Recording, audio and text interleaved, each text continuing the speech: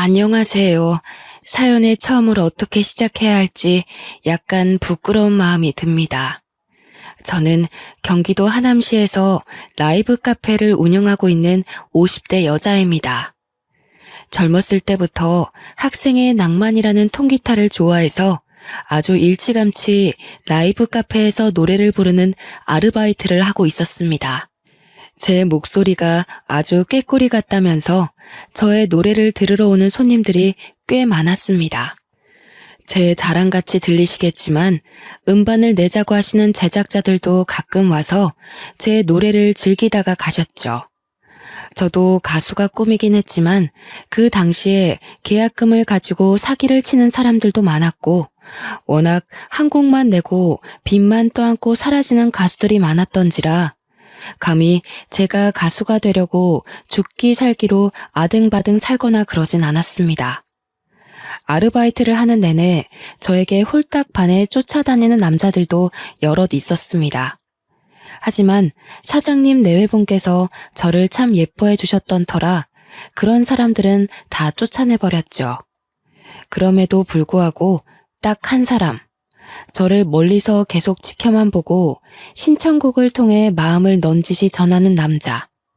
그 남자만큼은 쫓아내지 않으시더라고요. 사장님이 저에게 나이가 들면 다 관상이 보이는 법이라면서 사람 하나는 꽤 진국처럼 보인다고 옆구리를 쿡쿡 찌르시기도 했고요. 저는 적극적이진 않지만 꾸준히 저에게 감정을 내비치는 남자와 연애를 시작하게 되었습니다. 저에게 매번 사랑의 노래를 불러달라고 했고 저는 그 마음에 보답이라도 하듯 노래를 불러주었습니다.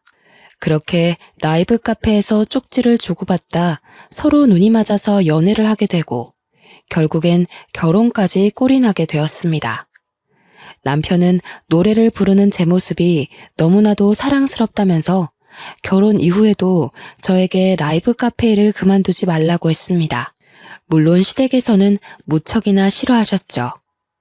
딴따라도 아니고 고작 라이브 카페에서 술이나 팔면서 노래를 부르는 술집 여자라고 저를 하등 생물인 것 마냥 취급하셨습니다.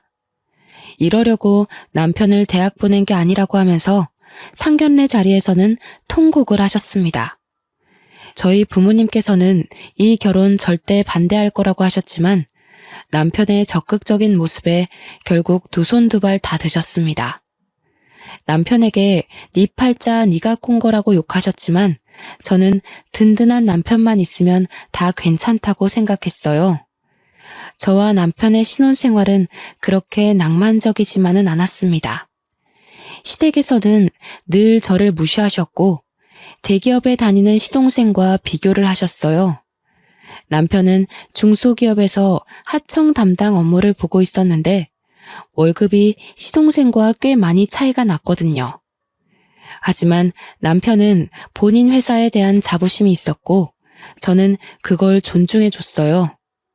시댁에서만 내내 잔소리를 하셨죠. 아니, 우리 아들이 버는 돈이 쥐꼬리 같으면 며느리라도 대기업 다니고 하면 얼마나 좋아? 어디 노래나 부르고 웃음이나 파는 여자를 데리고 와서는 좋다고 둘이 난리를 치는데 내가 정말 속이 터져 죽겠어. 시어머니께서 친구분과 통화를 하는 걸 보고 저는 속이 참 많이 상했습니다. 제가 좋아서 노래를 부르는 일을 하는 건데 고작 웃음이나 파는 여자 취급을 당하니 자존감도 많이 떨어지더라고요. 그래도 그 와중에 예쁨을 받겠다고 명절이고 행사고 빠지지 않고 참석해서 굳은 일도 다 했는데 결국 돌아오는 건 비난과 힐난이었습니다. 결혼한 지 5년 정도 흘렀을 때 갑자기 라이브 카페 사장님 내외분께서 가게를 정리하고 귀농을 하고 싶다는 말을 하셨어요. 그런 언질조차 받지 못했었는데 정말 하루아침에 정리를 하겠다고 하시니 너무나도 당황스러웠습니다. 그럼 라이브 카페를 아예 정리하시는 거예요? 그래서 말인데 미선 씨가 인수해서 운영하는 건 어때? 제가요? 우리 카페 단골 손님들이야 전부 미선 씨 노래 들으려고 오는 손님들이고 알잖아. 우리 카페 단골 손님들 매출이 얼마나 대단한지. 어차피 이 자리에서 할 수 있는 게 라이브 카페뿐일 텐데 미선 씨가 맡아서 하면 좋지. 저는 남편과 오랜 시간 상의를 거쳤고 결국 라이브 카페를 인수하기로 결정했습니다. 권리금이니 건물값이니 전부 대출을 받아야만 했지만 그래도 월 매출을 생각하면 나쁘지 않다고 결론을 내렸습니다. 저와 남편은 저희의 건물이 생긴 것, 매장이 생겼다는 것에 조금 들떠 있었습니다. 하지만 시댁의 입장은 저희와 영 반대였죠. 아니, 우리랑 상의도 없이 그 술집을 인수했단 말이야? 술집이라고 하기엔 음료들도 있어서 카페 정도만 생각하시면 좋을 것 같아요. 매출도 꽤 나오고 자리도 정말 좋은 자리였고요. 손님도 됐다. 무슨 술집에서 노래 부르는 것도 탐탁치 않아 죽겠는데 이제는 마담 자리까지 하겠다는 소리야? 내가 어디 가서 우리 맏며느리가 뭐하는 여자냐고 물어보면 대답을 못해. 어디 상의도 없이 그 큰 돈을 대출받아서. 엄마, 거기 장사 잘 되는 자리야. 우리 와이프 노래 들으러 오는 손님들도 엄청 많고. 내가 쪽팔려서 고개를 들고 다닐 수가 없어. 그리고 너네가 인수한다고 그 가게가 계속 잘 될 것 같아? 무슨 1, 2천도 아니고 억 단위로 대출을 받아서 그걸 사. 미쳤어? 어머님, 저희도 고민하고 결정 내린 일이에요. 그렇게 고민해서 수억을 대출받아다가 하는 일이 고작 술 파는 거 아니야. 내가 정말 속이 상해서 어디 가서 말도 못하고 숨을 쉴 수가 없다 내가. 너희 시아버지가 학교 교장 선생님까지 하고 퇴직한 거 알고 있지? 그런 교육자 집안 맏며느리가 술집에서 운영한다는 게 말이나 되는 소리니? 라이브 카페가 다른 술집과 다르다고 몇 번이나 설명을 드렸지만 어머님께서는 들을 생각도 하지 않으셨습니다. 계속해서 교육자 입안을 운운하시면서 술집에서 일한다는 게 너무나도 마음에 안 든다고 가슴을 퍽퍽 치셨습니다. 저희가 무리해서 대출을 받긴 했지만 라이브 카페 수익을 생각하면 그건 사실 아무것도 아니었어요. 몇 년만 고생하면 다 갚을 수 있을 정도로 입지가 탄탄한 자리이기도 했고요. 하지만 시댁에서는 결국 저에게 손가락질을 하기 시작했고 마음에 들지 않는 일만 잔뜩 한다면서 결국 저를 무시하고 괴롭히기 시작했습니다. 카페가 자리 잡아야 할 타이밍에 저를 매번 불러다가 일을 시키고 시집살이를 시키셨어요. 갑자기 안 하던 김장을 해야겠다면서 저에게 배추를 손질해서 절여오라고 하시질 않나. 시아버님 생신날에도 저에게 갈비찜에 잡채에 전골을 끓이라고 요구하시지를 않나. 부당하다는 생각이 들어 남편이 시부모님께 큰 소리도 내고 했지만 그들의 똥꼬집을 이길 수 없었습니다. 거기다가 시어머니께서 저를 계속해서 무시하니 시동생이라고 저에게 곱게 나왔을까요? 아니 형수, 이거 형수님이 만든 음식 맞죠? 갈비찜이요? 네네 맞아요. 왜요? 갈비가 너무 질기고 맛이 없어서요. 살림 이렇게 하면 형은 화 안 내? 너 그게 형수한테 무슨 말버릇이야? 아니 내가 뭘? 갈비찜이 맛없어서 맛없다고 한 건데 그게 죄야? 죄는 무슨 죄야. 맛없는 걸 어쩌니? 고기를 어떻게 삶았길래 이렇게 질겨? 아버지는 드시지도 못하겠다. 치워라 얘. 저는 정말 너무 화가 나서 눈물이 날 지경이었습니다. 하지만 별 수 있겠어요? 똥이 더러워서 피하는 거지 무서워서 피하는 건 아니니까요. 제가 시동생에게까지 무시를 받자 남편은 친정을 더 자주 가고 시댁에 가는 발걸음을 점차 줄여나가기 시작했어요. 저는 그 가운데서 눈치를 보고 있었지만 남편은 제게 눈치 보지 말라고 했습니다. 나는 라이브 카페에서 노래하는 당신에게 반한 거야. 내가 제일 사랑하는 모습이고 평생 보고 싶은 모습이라고. 그러니까 우리 스트레스 받아가면서까지 우리 집에 가서 그런 수모를 당하지 말자. 든든한 남편의 말에 저는 결심을 했습니다. 부당한 대우를 나서서 받지 말고 라이브 카페 운영에 더 집중하자고요. 저는 그날 이후로 시댁에서 부를 때마다 일이 바쁘다는 핑계로 피했습니다. 그리고 카페 운영에 더욱 신경을 쓰기 시작했어요. 아무래도 10수년간 한자리에서 인테리어 공사도 없이 운영했던 카페라 손님은 있었지만 다 오랜 단골 손님들이었고 젊은 사람들은 없었습니다. 저는 일단 인테리어부터 싹 바꿔나갔어요. 요즘 유행한다는 포토존이라는 것도 만들고 낡은 나무로 끼워져 있던 유리창도 통유리창으로 바꿔 개방감을 더 주었습니다. 연식이 있던 카페는 리모델링 하나도 요즘 젊은이들이 가장 좋아하는 모던하고 심플한 느낌의 신식 카페로 바뀌어 나갔습니다. 거기다가 입소문이라는 게 얼마나 무서운 건지 젊은 사람들이 SNS에 사진을 올리자 소문이 번지고 번져서 포토존에 사진 한 번씩 찍으러 사람들이 줄을 서기 시작했습니다. 라이브 카페라 아무래도 음료나 주류의 가격대가 있음에도 불구하고 손님들이 미어터지기 시작했어요. 그러자 카페의 월 매출도 이전보다 훨씬 뛰었고 월 순이익만 600만 원 이상이 나오기 시작했습니다. 저는 카페 운영도 하랴, 메뉴도 개발하랴, 노래도 부르랴 몸이 10개라도 모자랄 것 같았습니다. 결국 남편이 회사를 그만두고 라이브 카페 일을 돕기로 결정했습니다. 그러자 시댁에서는 난리가 났습니다. 그깟 술집 때문에 지금 멀쩡히 회사를 다니는 내 아들까지 일을 그만두게 해? 미쳤어! 저에게 막말을 하는 시어머니 때문에 탈모가 올 정도였지만 든든하게도 남편이 모조리 막아주었습니다. 우리 와이프 월 매출이 얼마나 되는지 알고 하는 소리예요? 제가 한 달 야근 꼬박하고 뼈 빠지게 일해도 이 사람 버는 돈의 절반도 못 벌어요. 제가 나서서 일 그만두고 돕겠다고 한 거고요. 제발 우리 일에 신경 좀 그만 쓰세요. 며느리 하나 잘못 들여서 우리 아들까지 막장으로 나가는구나. 이래서 립스틱 실뻘건 거 바르고 다니는 애들이랑은 어울리지도 못하게 했어야 했는데 아이고 이제 우리 둘째 장가 간다고 상견례 하자는데 첫째 내가 술집 한다고 내가 어찌 말을 하겠니? 내가 그 자리에서 고개라도 들고 살겠니? 그럼 상견례에 저희는 안 갈게요. 그럼 됐죠? 남편은 화를 내면서 동생의 상견례 자리에 불참하겠다고 선언했습니다. 시어머니께서는 그래 차라리 잘 됐다며 되려 소리를 치셨지만 남편은 굴하지 않았습니다. 진짜 안 갈 거냐고 물어보니 사과하기 전에는 죽어도 안 가겠다고 하더라고요. 상견례 날짜가 다가오자 시아버지께서 저에게 전화를 하셨습니다.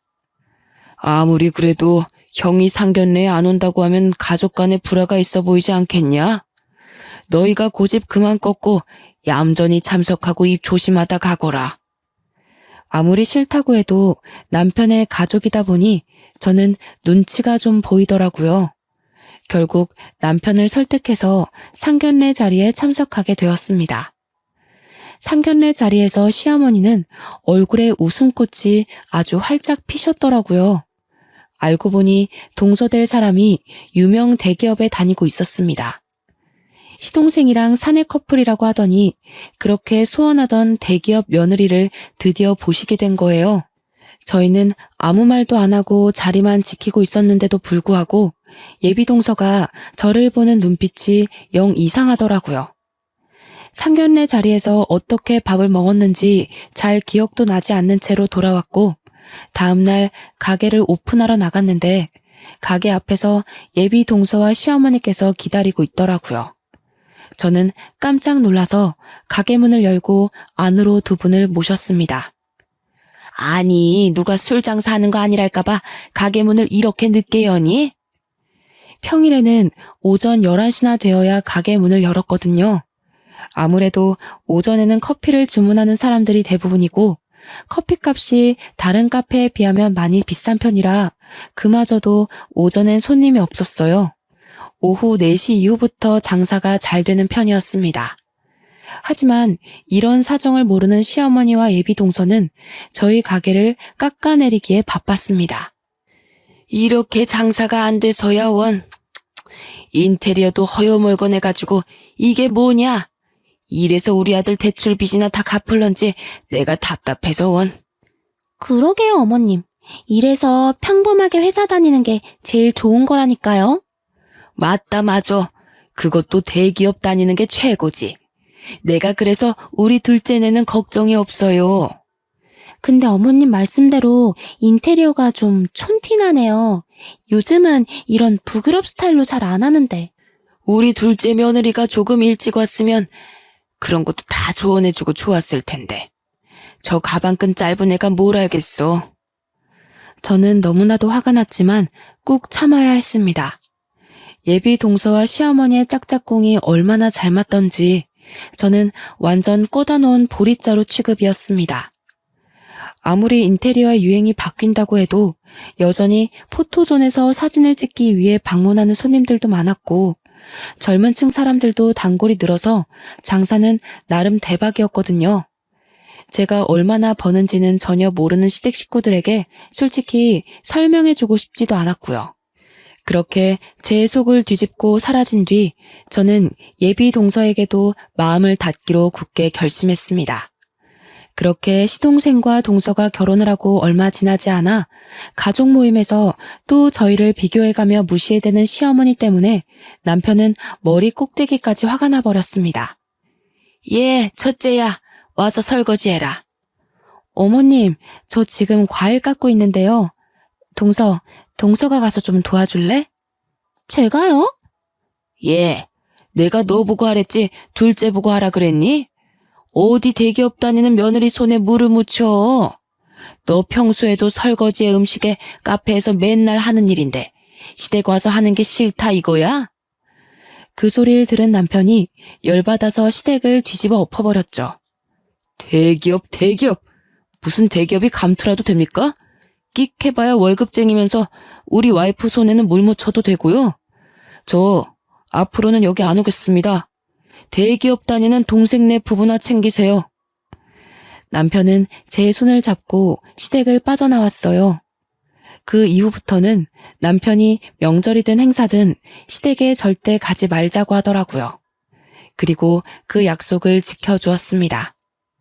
저에게 오라고 난리치는 시어머니를 완벽하게 차단해 주었어요. 남편은 명절 수고비라며 동서에게 돈을 송금하고는 일절 시댁 방문을 하지 않았습니다. 솔직히 시댁에 가지 않아도 돼서 좋았고 또 그런 강단 있는 남편의 모습에 저희 친정에서도 무척이나 좋아하셨고요. 그러던 와중 장사는 점점 잘 되고 가게에 줄을 서는 사람들이 늘어가자 저희는 고민을 하게 되었습니다. 가까운 자리에 땅이 나면 건물을 하나 새로 올릴까 하는 그런 고민이요. 안주값을 올렸음에도 불구하고 손님들이 자리가 없다고 불평을 하며 줄을 섰거든요. 초기엔 순이익이 600만 원에서 700만 원 정도 되었는데 지금은 1000만 원을 훌쩍 넘기는 이익을 내고 있으니 대출금 갚는 것도 걱정 없었고요. 원래 가게 크기도 작은 편이 아니었기에 솔직히 새 건물을 사는 게 맞는지 고민이 많이 되었습니다. 그러던 와중 옆 가게 사장님께서 저희 가게에 밀려 폐업을 결정하셨다는 소식을 듣게 되었고 저희는 그 가게 자리를 살 수 있게 되었습니다. 옆에 건물은 20층짜리 건물이었는데 꼭대기층에서 카페를 운영 중이셨거든요. 강변이 한눈에 보이는 뷰 맛집이었지만 특색이 없었던 카페라 저희가 인수한 다음 인테리어까지 새로 해서 2호점을 만들었습니다. 기존의 라이브 카페 형식이 아닌 요즘 젊은 사람들이 좋아하는 라운지 펍 같은 분위기로 꾸미고 2호점은 남편이 운영하기로 결정했습니다. 저희 가게에 시그니처 메뉴들을 다 가져다 놓았더니 홍보도 안 했는데도 손님들이 줄줄 미어 터지는 게 아니겠어요? 옥탑도 있고 야경도 멋지게 보이는 자리라 그런지 오픈한 지 2-달 만에 각종 방송에서도 취재를 나오기 시작했습니다. 장사가 잘 되니 명절 같은 대목에는 자연스럽게 시댁 방문을 더욱더 멀리하게 되었습니다. 남편이 수고비라는 명목으로 시댁에 돈을 보내니 시댁에서도 딴소리를 못 하셨고요. 저희 둘이 버는 월 순이익이 2천만 원을 넘겨가니 대기업 다니는 건 비비지도 못할 일이었죠. 하지만 그럼에도 불구하고 시어머니께서는 동서를 꼭 끌어안고 어차피 한철 지나면 쫄딱 망하는 사업이라면서 저희를 무시했습니다. 저희가 2년 넘게 시댁에 방문하지 않았으니 하루는 새해부터 시어머니와 동서가 가게로 찾아와 난동을 부리기 시작했습니다. 예, 장사 좀 잘 된다고 지금 시댁을 무시하는 거야 뭐야?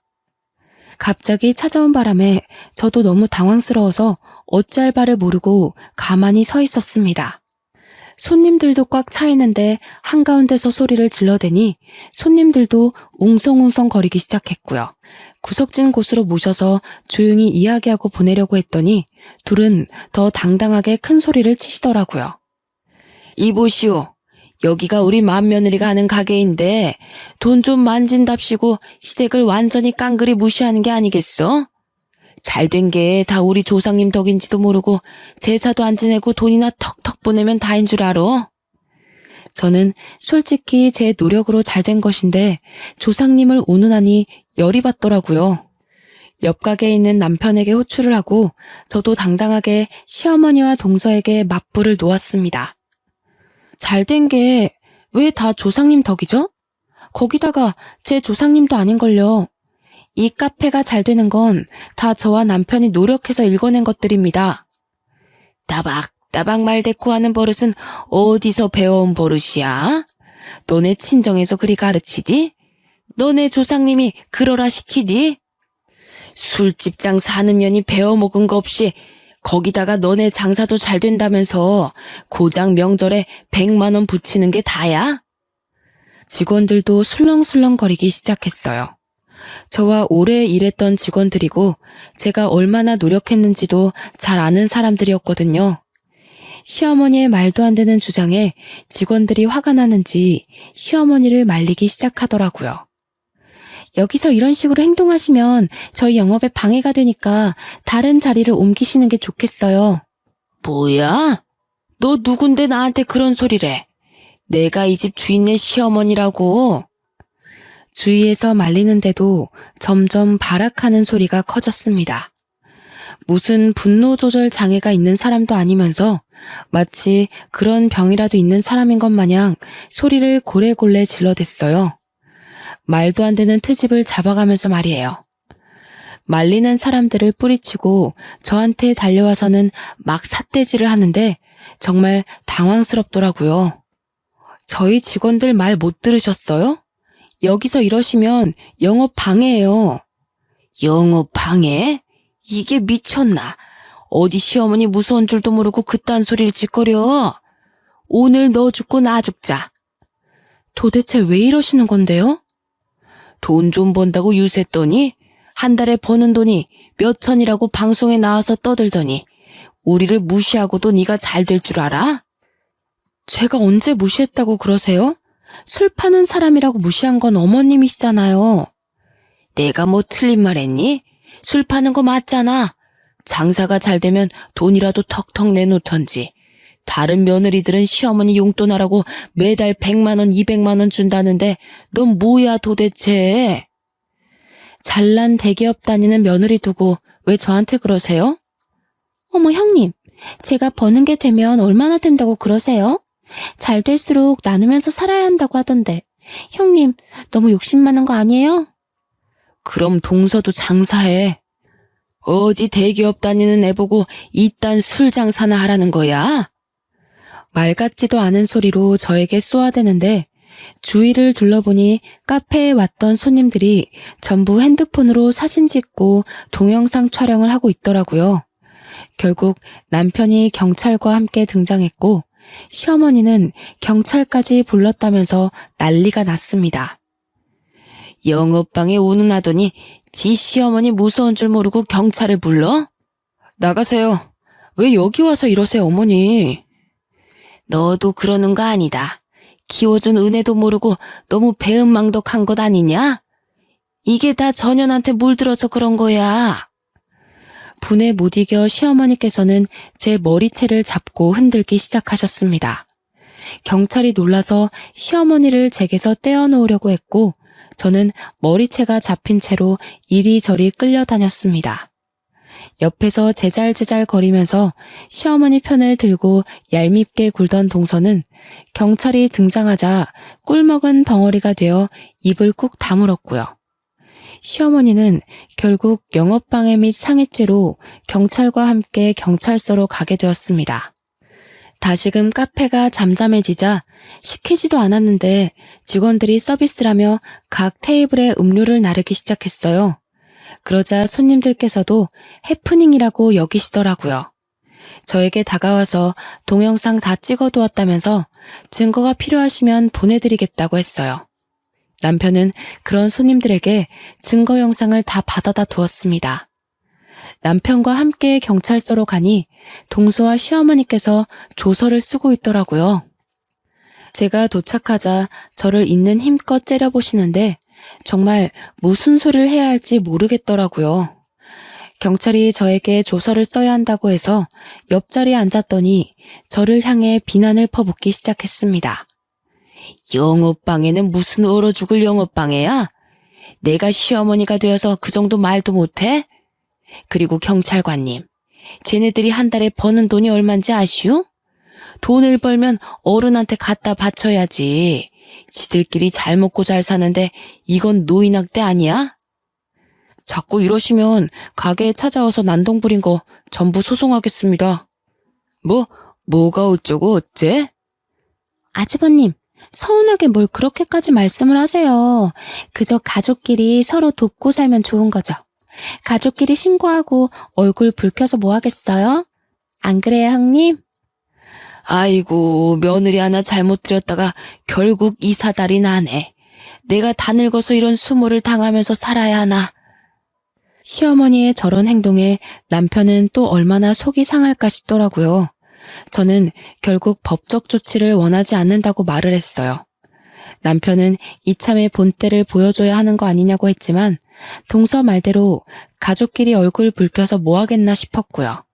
경찰 또한 저보고 좀 참으면 어떻겠냐고 설득을 하더라고요. 솔직히 남들 볼 때 얼마나 콩가루 집안으로 보이겠습니까? 저도 일이 커지는 게 귀찮고 싫어서 그냥 합의하겠다고 하고는 경찰서 밖으로 나왔습니다. 남편은 그래도 분이 풀리지 않았는지 씩씩대더니 시어머니를 향해 소리를 치더라고요. 앞으로는 명절이고 행사고 죄송해서 드렸던 용돈도 드리지 않을 겁니다. 가게에 한 번만 더 찾아오시면 그때는 가족이고 뭐고 다 필요 없어요. 영업방해로 고소하고 합의도 안 할 겁니다. 시어머니께서는 목덜미를 잡고 넘어가는 신용을 했지만 남편은 뒤도 돌아보지 않고 경찰서를 나오더라고요.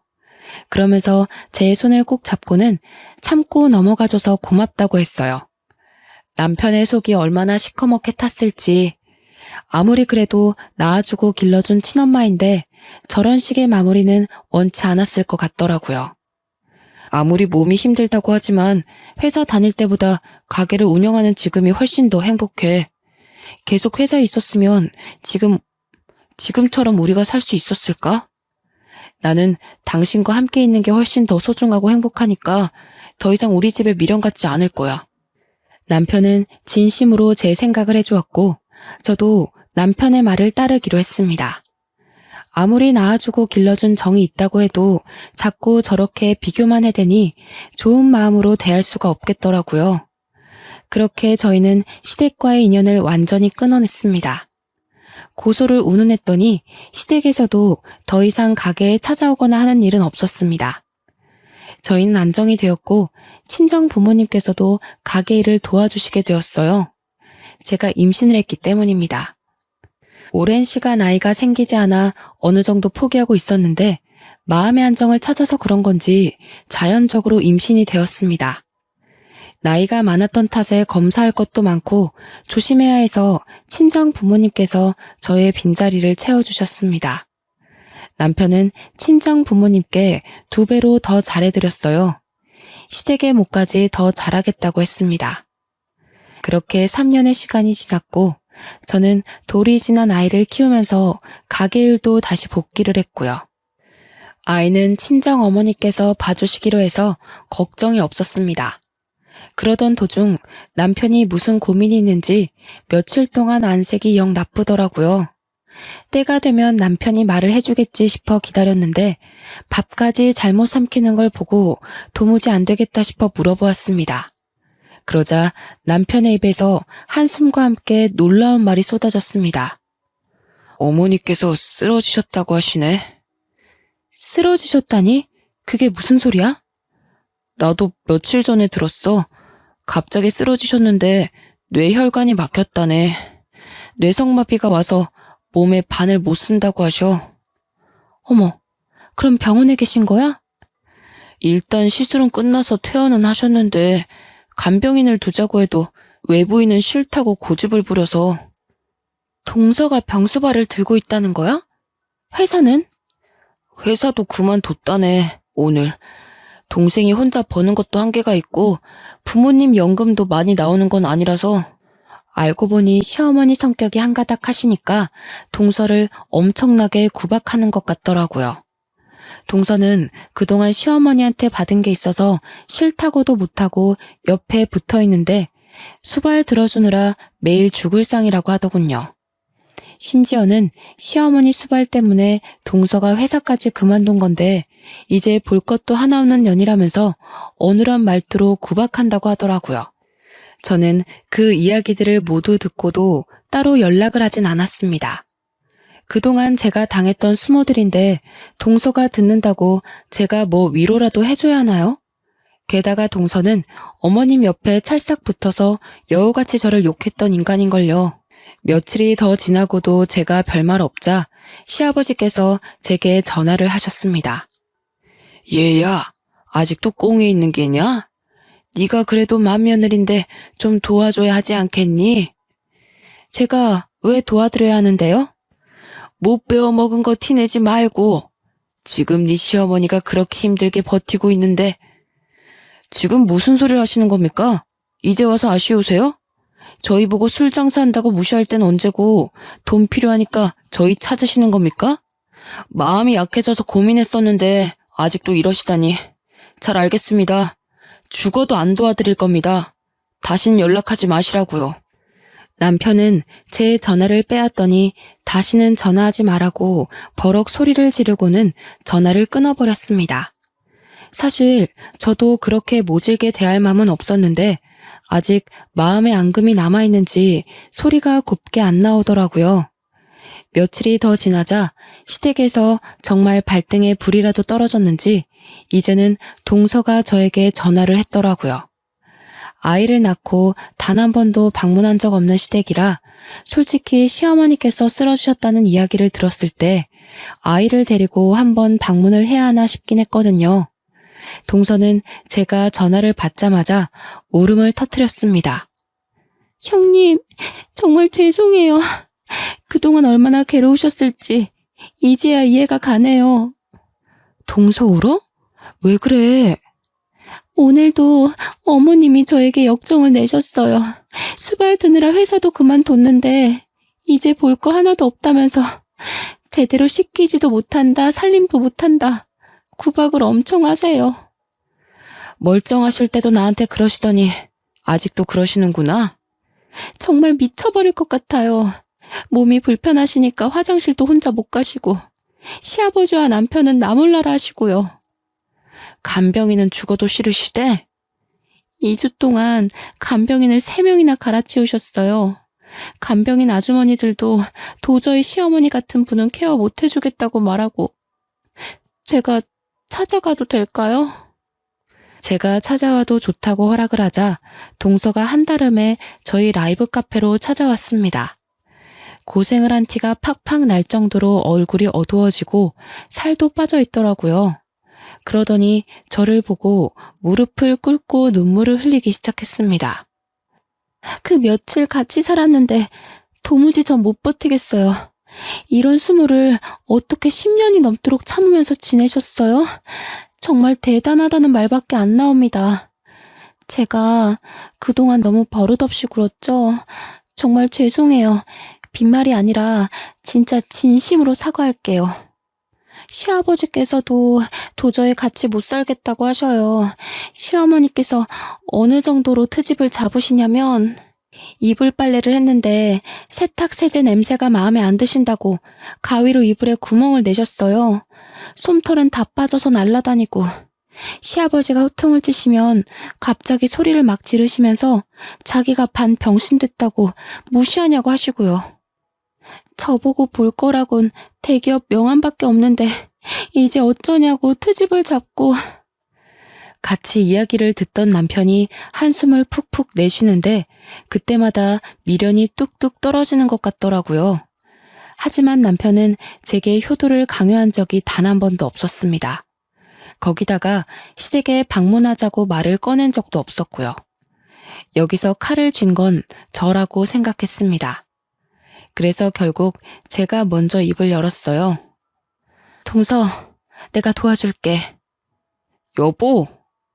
솔직히 그동안 시어머니와 동서가 나한테 했던 행동들이나 말이나 나한테 너무나도 상처였기 때문에 도와주고 싶지 않았어.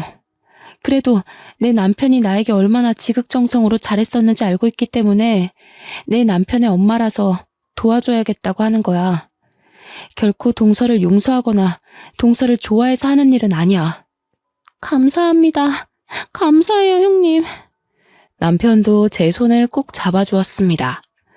저는 바로 행동으로 옮기기 시작했어요. 좋든 싫든 시어머니를 요양원으로 옮기기로 결정했습니다. 남편과 동서와 함께 좋다는 요양원을 다 둘러보기 시작했고 서울에서 거리가 멀지 않고 시설이 최신식으로 리모델링 되어 있는 곳으로 결정했습니다. 요양원 가격이 비싸긴 했지만 저희 경제 수준에 부담이 될 정도는 아니었습니다. 동서도 이렇게 좋은 곳이라면 어머님께서도 편하게 지낼 수 있을 거라고 동의했고요. 시부모님을 찾아뵙는 건 솔직히 내키지 않았지만 그래도 이야기는 전해야 할 것 같아서 아이를 데리고 시댁에 방문했습니다. 시아버지께서는 아이를 보고 내심 좋아하시더라고요. 그리고 아버님께만 솔직하게 요양원을 계약하고 왔다고 이야기를 했습니다. 그래, 고맙다. 지금이라도 이렇게 마음 바꿔서 해준다니 고맙구나. 그동안 저희에게 뱉은 말들이 있어서 그런지 더 말은 못하시고 고맙다고만 하시더라고요. 결국 시어머니는 요양원으로 이송되었고 저희는 매달 자동이체를 하고 있었습니다. 그 이후에도 시아버지께서 아이가 보고 싶다는 의사를 넌지시 밝히셨지만 솔직히 저는 내키지 않아서 가보진 않았습니다. 그런데 한 3개월쯤 지났을까? 동서에게서 연락이 오더라고요. 형님, 큰일 났어요. 요양원에서 어머님 모셔가라고 연락이 왔어요. 그게 무슨 소리야? 요양원에 무슨 일 있대? 글쎄, 요양보호사 머리채를 쥐어 뜯으셨대요. 요양보호사가 어머님 씻기다가 손톱 때문에 등이 살짝 긁혔는데 자기를 무시하는 행동이라면서 노인학대가 어쩌고 저쩌고 하면서. 요양보호사 머리채를 잡아서 쫓겨난다는 이야기지? 네, 이번 주 내로 당장 비워달라고.